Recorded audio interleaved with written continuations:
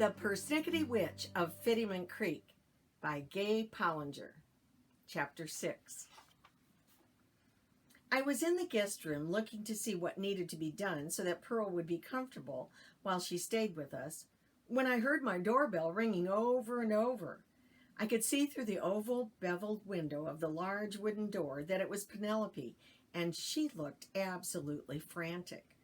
Polly stood in front of her and peered through the glass.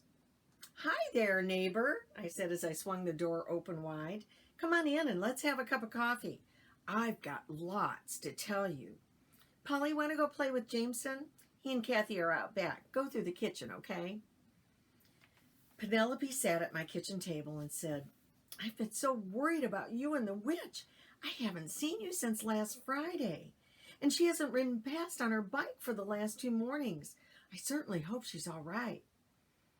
"First, Penelope, let me tell you that we're fine, and Pearl will be fine. Sorry I don't have any muffins or anything like that to offer you. Life has been, well, rather hectic. I don't even know where to begin." Because I was still processing so much information, and because it was nobody's business, I told her the basics and left out the details about my inheritance, powwow trust, and my current financial condition. Penelope thought it was extremely funny that I had been the one to innocently start the rumors of the Persnickety Witch, and she admired the chain and baby ring around my neck. "So now we're getting the guest room ready for Pearl, and she'll be staying here to recuperate," I said. "Mama, Mama, come quick!" It was Kathy. "Polly fell in the rose bushes and his nose is bleeding." We rushed outside to see this latest catastrophe and discovered that he had examined a bug on the rose stem a little too closely, and the thorn pierced his skin.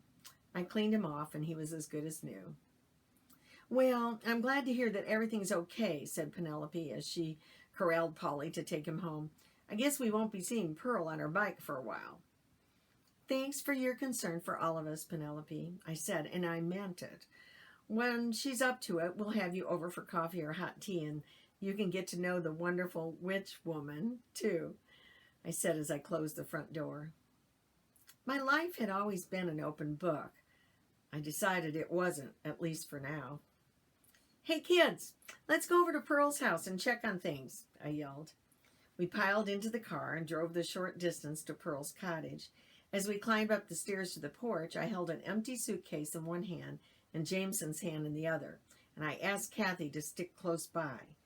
"Don't touch anything unless I tell you to," I cautioned them. We went into Pearl's bedroom and found some things that she would need at the hospital and at our house. I also found a book she'd been reading and her Bible on the nightstand. Her address phone book was on the telephone table where Tom had left it. "Kathy, go to the kitchen and see if you can spot her straw hat and bring it here," I said. "Mama, there's a big black cat in here," Kathy yelled, "and I found the straw hat." I put the now-packed suitcase by the front door and went to the kitchen. Kathy was squatting down, stroking Chester's head and back. He was loving the attention and purring like crazy. "Oh, good. I'm glad you found him. This is Chester, and I think he should come home with us so he'll be used to things when Pearl gets there. She'll be happy to see him," I said as I showed Jameson how to pet him. I loaded everything into the car, including a big basket of vegetables we picked in the garden, and the children and the cat were in the back seat. Kathy said, "You know what, Mama? Aunt Pearl is more like my Gammy than my aunt." I replied, "Yes, I know what you mean." Back at our house, Becky dropped over to return the cookie container and offered to stay with the kids so Tom and I could go to the hospital. Pearl was sitting up in bed, flipping through a magazine. I pulled her hairbrush out of the satchel and asked if she'd like me to brush her hair. Her face lit up. I took that as a yes. "Would you like to get up off your neck, Pearl? I have hairpins." She shook her head no. Tom started asking her a list of questions and waited for her answers as I brushed, and she answered the best she could. "Is it your left side that's affected, correct? Are you right-handed?" "No way, you're a southpaw." "Do you need help eating? Have you been up out of bed yet? Have you met with a physical therapist? How about a slate to write on? Would that help? Do you need anything? Who should we contact? Oh, I said, Pearl, I went over to your house today and gathered some clothes and toiletries. Here's your Bible and a book. And we brought Chester home with us. Cheddar. Check Chester. See? I can figure it out. Plus, you'll be back to normal in no time. Is there anything I've forgotten? With that, she bared her teeth at me. You're growling? I asked, confused. No, Tom said. She's showing you her teeth. Toothpaste and brush, right, Persnick? Of course, I did forget those things. I'm sure the hospital has some for you here, but I'll be sure to get yours, okay? She nodded in agreement, and then took my hand and started spelling a word in the palm with her right index finger. Friday,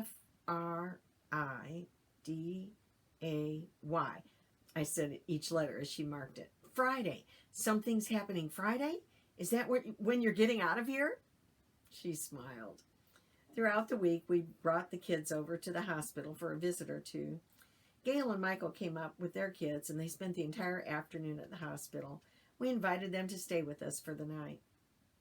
Be sure to stop by Pearl's garden and take home anything you can, I told them as they were leaving in the morning, and have a safe trip home. We'll be sure to let you know how things are going. Tom and I both had to be at the hospital early to meet with the physical therapist and talk to the doctor before Pearl was released from the hospital. We hung some clothes in the closet and rearranged the furniture.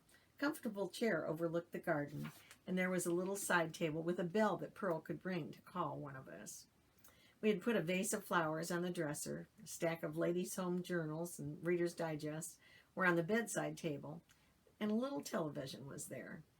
A slate and chalk were on the bed. Best of all, the room smelled of lavender.